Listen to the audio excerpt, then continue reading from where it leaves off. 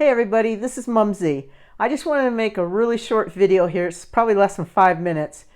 I think I just found out I made a serial killer. I'm not sure though, so here's the story. There's really nothing much to do during COVID time, so I didn't want to do housework and I didn't want to work on the yard anymore. So I went out and got a coffee and I came home and sat in front of the computer and I started going and looking up people I might have known for years ago, and I came across some high school friends. And that's exciting for me because I grew up in a military family and I went to 23 different schools. I went to one school for 3 days. So when I found out in high school that people had known each other since grade school, I thought, that's weird. But really, I was the weird one.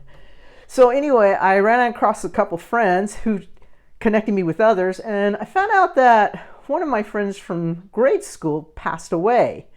And I felt really bad because I never apologized for something I had done to him. His name was Doug, and we used to tease him. He would do the most off-the-wall stuff. He was a cool kid, and he would lick his finger and stick it in an ant hole, and he would come out with the red ants, and he would eat them. And we would just start laughing, but his mom would get really mad and come out and spank him. So when she went back in the house, we would dare him to do it again. And I lived in Oklahoma at the time, and those red ants were big. So he would go in, and we double dog dare him. And once, you understand kid language. If you're double dog dared, you have to do it. So he would do it, and he'd get spanked again. But later, a couple years later, I moved into a new house, and next door to us lived the Rabbits. And I kid you not, they named their son Peter and their daughter Bunny. I can't tell you what a hell I put those poor kids through.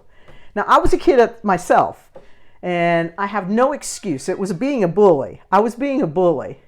I always wondered, whatever happened to those kids, I'm sure Bunny probably grew up and changed her name when she got married, but Peter is still Peter Rabbit. And I thought that was funny until Doug died, and I thought, what about poor Peter and all the things I did to him? I mean, I tortured that poor kid with songs and stupidity remarks. I mean, I lived in a time during school an era where when on the first day of school, you had to get up in front of the whole class, write your name on the chalkboard, turn around, face the class, and tell a little bit about yourself. That was hard enough. So I don't understand why parents name their kids these names. So anyway, Peter Rabbit, I fantasized later on in the day about what if he was into like an everyday sport and like he was like on his day off and he was just like getting away from everybody and going up to the mountains, and he was just like hiking across a trail, and he met an elderly couple who was lost and they needed to have directions. And you know how elderly people are. When you give them directions or help them, they introduce themselves to you and they want to shake your hand and everything. And what if Peter shook his hand and said, "Hey, I'm Peter Rabbit"? And then the guy started laughing at him, and then suddenly Peter had a flashback.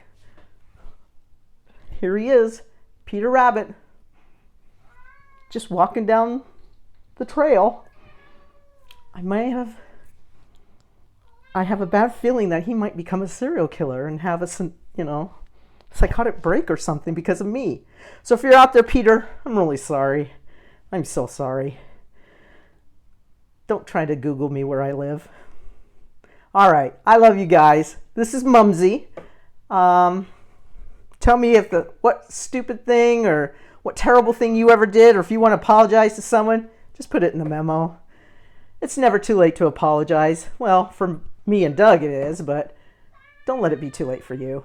I love you guys. You're important. You're amazing. And we need you here. I'll talk to you guys next week. Bye-bye.